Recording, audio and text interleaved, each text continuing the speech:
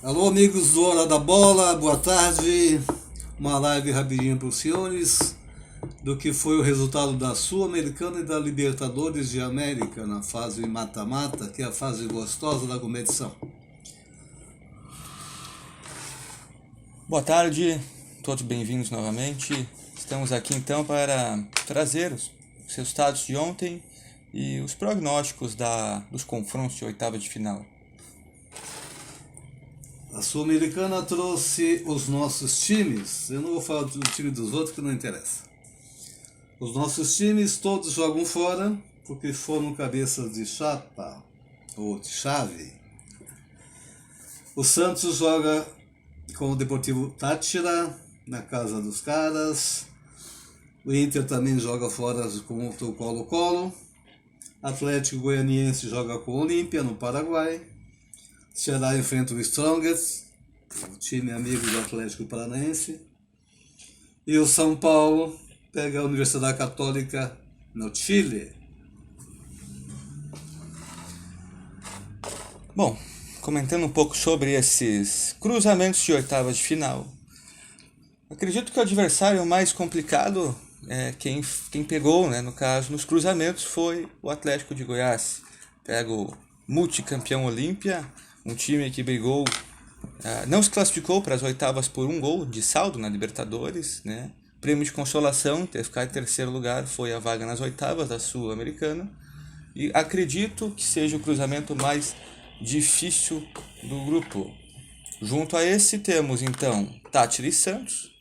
Apesar do pouco futebol demonstrado pela equipe santista, tende a ser um confronto fácil, se o Santos jogar um pouquinho, do que sabe. Dos times brasileiros temos Colo-Colo Internacional, um jogo muito difícil,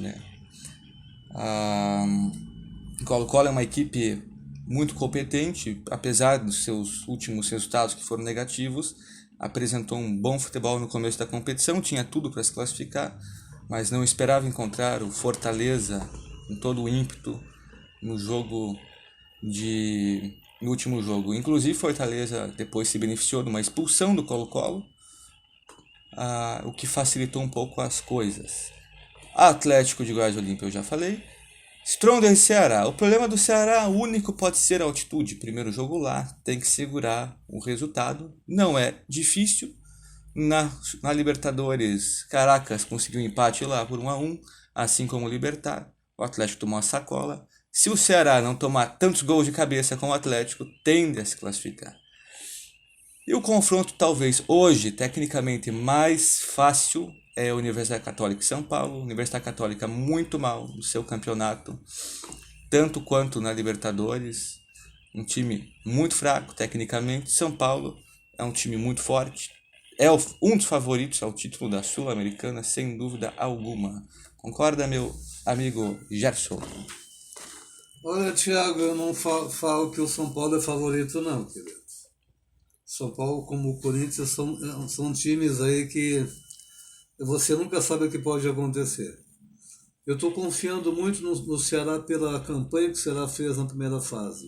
6 jogos, 6 vitórias, e se tivesse mais, teria comido também. O Inter também é sempre uma incógnita. Esses times jogam primeira fora, vão fazer o resultado. Se não fizerem, deixar para fazer em casa, esses caras vêm retrancados e só come tanta bola que sai com fiapo de bola depois que acaba o jogo. Então, a Libertadores com a Sul-Americana são competições muito difíceis, um nível de futebol muito baixo e vale mais a garra e a vontade de vencer. Por isso, não dá para arriscar favoritos. Logicamente, a gente torce os nossos times brasileiros, mas eu não arriscaria cravar nenhum favorito, não. Bom, aproveitando então para comentar referente aos jogos que ocorreram, que culminaram nas classificações, eu acho que o mais emblemático foi, sem dúvida alguma, o 10-1 que o Fluminense aplicou no Oriente Petroleiro.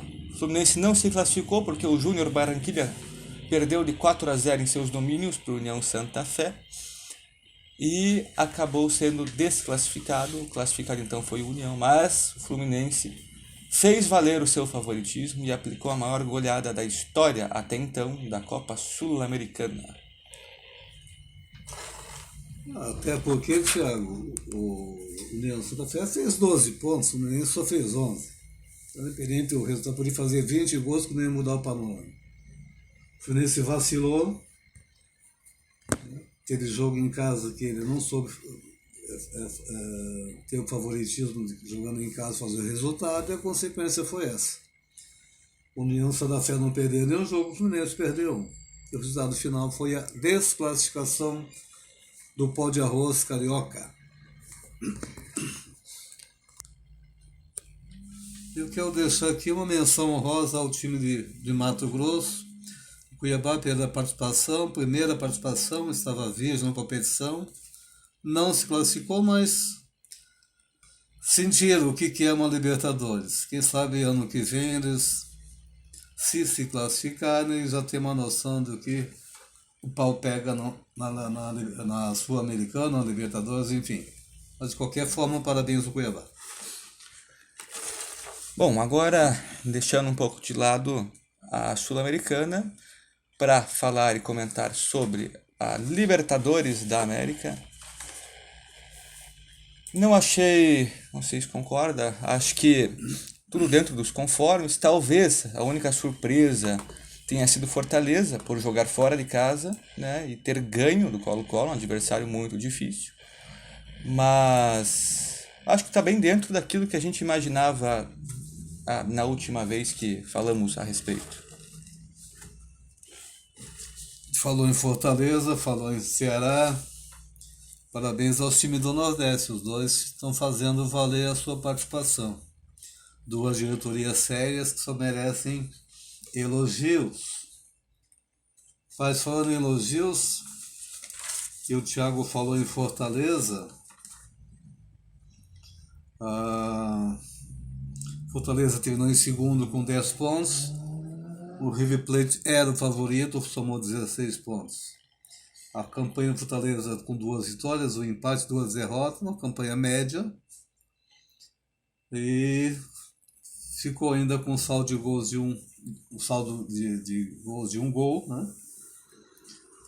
E a vitória que ele teve de virada aí em cima do Colo-Colo, 4-3, lhe garantiu a permanência. Comentando então, referente a esses jogos, né, tivemos para fechar a sexta e última rodada da Libertadores, Emelec 7, Independiente Petroleiro 0, Palmeiras 4, Táchira 1 no grupo A. Bom, acho que bem dentro da normalidade, Palmeiras e Emelec se classificando, Palmeiras realizando a maior campanha de sua história na Libertadores, em fase de grupos até aqui. E o Emelec conseguindo essa vaga aí, aplicando uma notória goleada em cima do fraquíssimo Petroleiro. Coitado do petroleiro, né? Quem manda mexer com petróleo? A gasolina é nossa, a gasolina é deles, ó, tá o preço que tá. O Palmeiras era favorito e mostrou por que é favorito. 18 pontos, 6 jogos, nenhuma derrota, 25 gols prós, 3 gols contra, 22 gols de saldo, sobrou no grupo. O Emelec está disputando com o Deportivo Táchira a segunda posição, enquanto o Palmeiras goleou o Táchira por 4-1, o Emelec meteu 7 no Independiente Petroleiro e garantiu a vaga. Eu acredito que está dentro de uma normalidade. Bom, falando agora do grupo B, que teve então seus resultados da sexta rodada, na quinta-feira, simultaneamente às 7 horas, Libertad do Paraguai 4, Strongers 1, lembrando que esse jogo Strongers teve um jogador a menos, durante boa parte do segundo tento. Atlético dos Paranaenses, como diz meu amigo Gerson, 5, Caracas 1. Acho que também bem dentro do que a gente imaginou, né? Thiago, mas o Atlético foi para lá jogou em casa preocupado. O comecinho do jogo não estava fácil para os caras, não. Mas prevaleceu a boa técnica do Atlético dos Paranaenses, Atlético do Thiago e companhia. E O grupo B ficou de bom tamanho. Libertad 10 pontos, Atlético 10 pontos. Atlético deixou de ser líder por causa de um gol. Aí foi no saldo. O Libertad dois gols, o Atlético dos Paranaenses apenas um. Mas classificando em primeiro e segundo, o importante é classificar. E honrar aí o futebol do Paraná. Agora com o grupo C, que teve suas rodadas já na terça-feira, como havíamos comentado no programa de quarta, né? A Nacional do Uruguai 3, Bragantino 0, Red Bull Bragantino. Vélez Sarsfield 4, Estudiantes 0. Lembrando que nesse jogo o Estudiantes poupou o time inteiro, mas já estava classificado, uma ótima campanha. Tu acha que o Estudiantes não ia dar uma forcinha pro Vélez, dois argentinos? Não, fez bem o Estudiantes, estava classificado em primeiro lugar, jogou com a rapaziada aí, reserva ou do Sub-23. E o Vélez se aproveitou, precisava do resultado, fez o resultado, parabéns aos dois argentinos. Lamentável a situação do Bragantino, o Massa Bruta esperava mais, aliás todos nós esperávamos mais deles e ficou em último da chave, perdendo até para o Nacional do Uruguai, que ficou em terceiro, e ficando em terceiro a Libertadores, vai para a Sul-Americana se incorporar aos 8 restantes que se classificaram em primeiro colocado. Sim, Bragantino, pelo investimento, expectativa, sem dúvida nenhuma, até cravado em muitas emissoras e programas de televisão. Permanência. Sem dúvida, como um dos favoritos a conseguir pelo menos beliscar a segunda vaga. Claro, é um grupo difícil, né? Mas acho que daria para o Bragantino ter feito uma campanha um pouco melhor.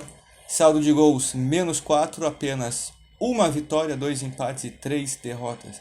Inclusive, não fez valer a força em seus jogos dentro de seus domínios, indo muito mal na sua estreia na Libertadores, sendo Red Bull Bragantino, né? Bom, eu não faço propaganda de graça. Grupo D, prevaleceu o favoritismo do Galo Mineiro, 11 pontos, embora o Tolima também chegou junto, 11 pontos também. O Galo ganhou no saldo de gol, 4 gols contra 1. E o pobre do América, nós esperávamos um pouquinho mais do América, talvez uma terceira colocação para ir para a Sul-Americana, mas nem isso. Ficou em quarto colocado com apenas 2 pontos. Nenhuma vitória, 2 empates e 4 derrotas. O América pode ter chegado um pouquinho melhor. Parabéns ao Galo Mineiro. O América Mineiro que, apesar, né, de ter sido eliminado com a pior campanha entre os brasileiros, eu acho que fez valer a sua participação, né? Primeira participação na história, já havia se classificado nas fases preliminares. Então, acho que para ganhar casca, corpo, né, e tentar, quem sabe, em sua próxima participação, beliscar pelo menos uma terceira colocação, ou quem sabe até uma vaga nas oitavas. O Galo decepcionou jogando em seus domínios, perdeu para o Tolima, forte time do Tolima. Vamos falar adiante desse confronto entre Tolima e um gigante do Brasil. Mas acho que a gente esperava um pouco mais do Galo Mineiro. Nós e a torcida do Galo, que vaiou no final do jogo. Perder em casa, o Atlético todo poderoso. Não foi fácil não, perder uma invencibilidade de 18 jogos e a torcida cobrou. Sem dúvidas. Grupo E. Boca Juniors, o poderoso e tradicionalíssimo gigante argentino 1, Deportivo Cali 0, Corinthians 1, Al Red, como é que se diz? Always Ready 1. Que zebra! O time do Corinthians não jogou absolutamente nada. Eu tenho que parabenizar o Boca, que o Boca estava meia boca. Eu até achei que não fosse classificar, e se classificar seria em terceiro, que o mais fraco do grupo era o Always Ready. Mas valeu o Boca, né? Líder, na ponta, 10 pontos, 3 vitórias, 1 empate e 2 derrotas, embora o saldo tenha sido negativo, 0. O Corinthians eu não esperava grande coisa. mas chegou lá até a última rodada, né? Eu não sei se teve algum jogador do Corinthians que não apanhou no final do jogo. A torcida queria o couro do Corinthians. A vaia foi geral contra o lanterna do grupo. Em casa, apenas um empate. Bom, prosseguindo aqui, grupo F. Então, River Plate 8, Aliança Lima 1, Colo-Colo 3, Fortaleza 4. Os jogos ocorreram na quarta, 7 da noite, ambos. Acho que aqui tudo dentro do normal. Talvez o que mais tenha sido emblemático tenha a grande vitória do Fortaleza, fazendo valer os contra-ataques com uma ótima atuação do Moisés e do Iago Cachu, novamente sendo decisivo. E o River passando o trator como é de se esperar, né? River 8, Aliança 1. Embora a Aliança... Não, eu acho que essa aliança foi quebrada, porque pareciam tudo solteiro, rapaziada lá. Mas parabéns ao River, era um dos favoritos e fez valer seu favoritismo. Parabéns ao Fortaleza também, como falamos no início, Ceará e Fortaleza fizeram ótimas campanhas, ambos classificaram, e parabéns à diretoria dos dois clubes, das duas agremiações. E fechando então, não, tem mais um. Então, grupo G. Tivemos Peñarol 2, Colón da Argentina 1, Cerro Porteño 0, Olímpia 1. Que jogo horrível do Cerro em casa.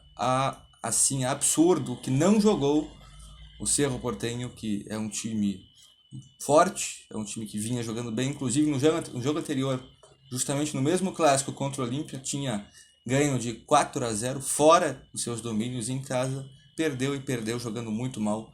Por um gol que o Olímpia não fez, o Cerro está classificado então às oitavas. Esse era o grupo mais forte de toda a Libertadores. Dois times do Paraguai. O Peñarol também é do Paraguai, o Olímpia e Cerro Porteño. Peñarol do Uruguai. Perdão, Peñarol do Uruguai. São dois times do Paraguai e do Uruguai, e o Colón é da Argentina. Então era um grupo muito forte. Fosse qual fosse o resultado, estaria dentro de uma normalidade. Não dá para arriscar nenhum favorito. Então, parabéns ao Colón e parabéns ao Cerro Porteño, que classificaram para o mata-mata. O Olímpia ficou com a vaga da Sul-Americana. E o Peñarol, um pontinho a menos que o Olímpia, 7 pontos. Vai ficar na saudade para o ano que vem. Fechando então, grupo H, que teve o gigante rubro-negro do Brasil, Flamengo 2, Sporting Cristal 1 e Universidade Católica 0, Tajeres 1. Eu acho que o grupo, talvez, pelo que bem dentro do esperado, o grupo mais fácil, mais acessível ao Flamengo e ao Tajeres, que eram os mais fortes, e confirmou o favoritismo, né, até com certa tranquilidade, já classificados desde a quinta rodada. Por ser o Flamengo favorito, Thiago, o jogo com o Cristal, Sport Cristal em casa 2-1 não foi aquilo que a torcida queria, acharam que iam golear. Tanto é que vaiaram o time no final do jogo. O Flamengo não é aquilo que já foi, está sendo uma sombra do que foi anos anteriores.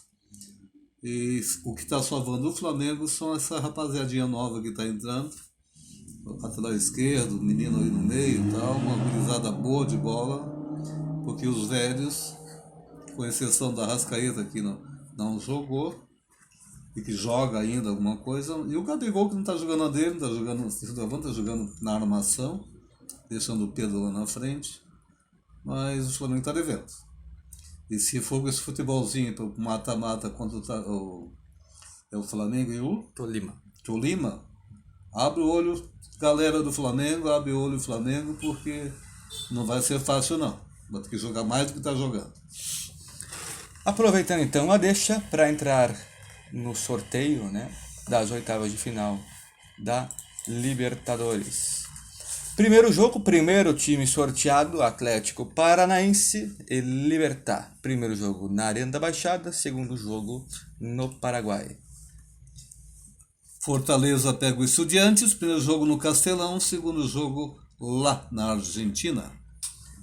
Cerro Porteño e Palmeiras, primeiro jogo na Ola, Paraguai.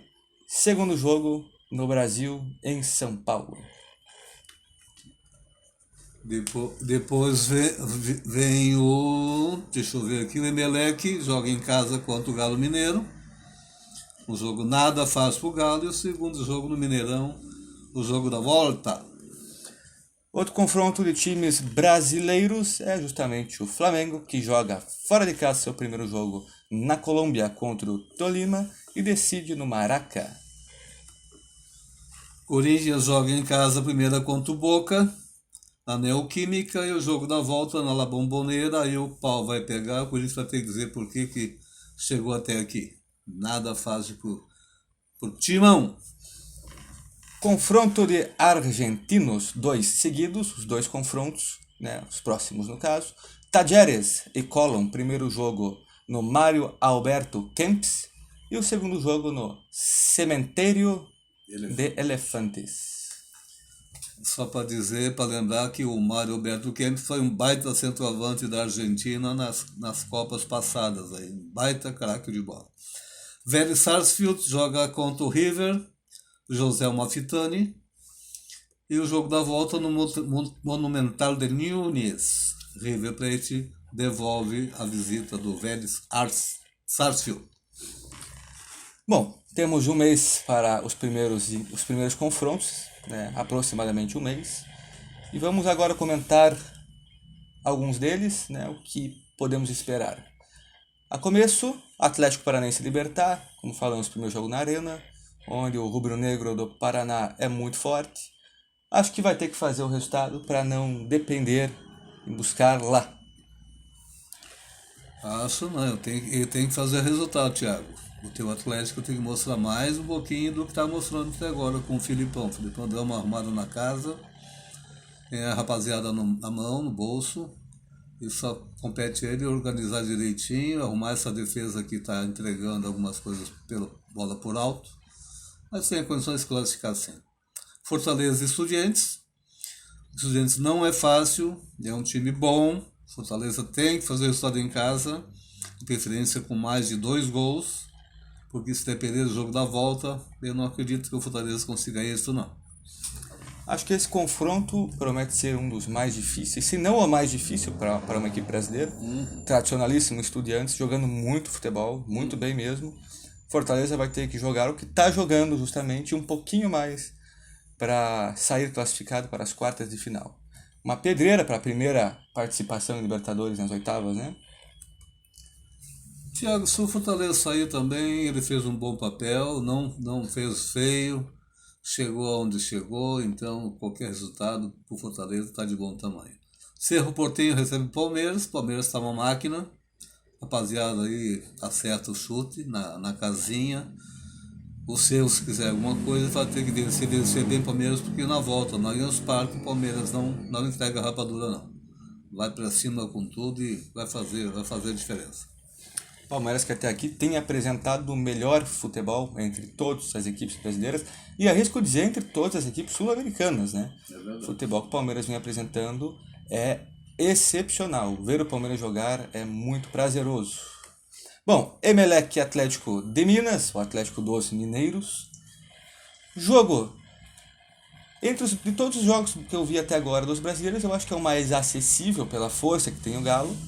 Porém, vai ter que garantir ali, eu acho que um empatezinho. Se levar um empate para Minas, está classificado, muito difícil, não. Agora, o sinal de alerta tá ligado, porque o Galo perdeu para o Tolima em casa. Certamente vai estar muito mais atento nas oitavas de final. E que faça a diferença lá com o Emelec, porque não sei não. Tolima e Flamengo é uma incógnita. O Flamengo, como eu falei, não tá aquilo tudo, tem que arrumar muito bem a casinha. A zaga tá uma baba. O goleiro não inspira confiança. O Hugo tá devendo. O Flamengo já está atrás de um outro goleiro. Provavelmente talvez venha de fora. Há negociações para isso, ainda não se fala em nomes. Portanto, a zaga meio aberta, com um goleiro nada confiável, pode o Tolima se aproveitar da situação. E se o Tolima fizer um bom jogo lá na casa dos caras, ó, o jogo da volta do Maracanã vai ser o pessoal vai ter que tomar muito Rivotril. A galera do Flamengo, senão vai ter um ataque cardíaco. Corinthians e Boca Juniors, e jogo difícil. Que confronto complicado. Acredito que pelo momento o Boca é um pouco favorito, mas tem um mês pela frente, muita coisa pode acontecer. Mas sem dúvida, como já ocorreu na fase de grupos, grandes confrontos, o Corinthians venceu em São Paulo, conseguiu empatar naquele jogo dificílimo La Bombonera, jogando muito bem defensivamente, mas sendo bombardeado. Não vai ser fácil decidir lá e sair de lá classificado é para poucos. 2 confrontos na história do Corinthians em Libertadores contra o Boca, ambos nas oitavas de final, 2 eliminações. Que me perdoe os corintianos, mas o Corinthians, com o time que tem, chegou até aqui. Eu não acredito que o Boca perca essa classificação. Então, fechando os confrontos, né, dos times brasileiros, para falar dos confrontos dos argentinos, né? 2 clássicos regionais, né? Teremos Talleres e Colón. Olha, um jogo difícil, o Colón surpreendeu, inclusive na classificação em primeiro lugar, mas o Talleres vem jogando um bom futebol. Eu acho que é um confronto muito equilibrado. Tão equilibrado, Thiago, que foi surpresa com tudo isso o Colón. Né? Não se esperava que sequer se classificasse e mostrou em campo que tem condições. Então é um resultado sem prognóstico. E fechando os jogos da Libertadores, Vélez Sarsfield pega o River Plate. Eu acredito que esse jogo o River consiga um empate lá no José Malfitani e faça o resultado em casa no Monumental de Nunes. E o River se classifica, eu diria até com uma certa folga. Concordo em número, gênero e grau, o Vélez deixando muito a desejar. River tá voando, eu acho que Palmeiras e River são os times que apresentam até então melhor futebol. Claro, tem um mês, muita coisa muda até lá. Também tem a janela de transferências na Argentina que está acontecendo no momento, no próprio Brasil. Daqui um mês teremos, um mês e meio, né, 2 meses, a abertura da janela de transferências, então só para as quartas de final. Mas na Argentina a janela está aberta, então os times estão se reforçando, perdendo peças, o que pode mudar, alterar alguma coisa no cenário atual. Então é isso, Thiago. É isso o recadinho de hoje. Por ordens fechamos por aqui. Aí os torcedores dos nossos times brasileiros, boa sorte aos seus times. Nós torcemos porque somos brasileiros, mas temos que ver também dentro de uma realidade do futebol e a análise tem que ser fria, sem paixões. Peço então que se inscrevam no nosso canal do YouTube, Hora da Bola. Estarei junto com este link, né, divulgando a vocês. Que se inscrevam, curtam, porque vai nos ajudar bastante na divulgação, para que a gente atinja o patamar que a gente busca, né? Contamos com todos vocês para isso. E agradeço a oportunidade de mais uma vez estar aqui conversando com todos vocês. Um abraço. Forte abraço a todos e até a próxima, se Deus quiser e Ele quer.